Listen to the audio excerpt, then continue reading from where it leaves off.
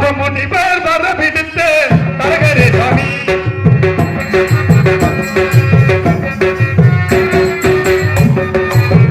முனிவர் வர பிடித்து தரகரே சுவாமி தானுங்க இந்த பதம் அருள்தரும் தேவா அவ முனிவர் வர பிடித்து தரகரே சுவாமி தரகரே சுவாமி தரகரே சுவாமி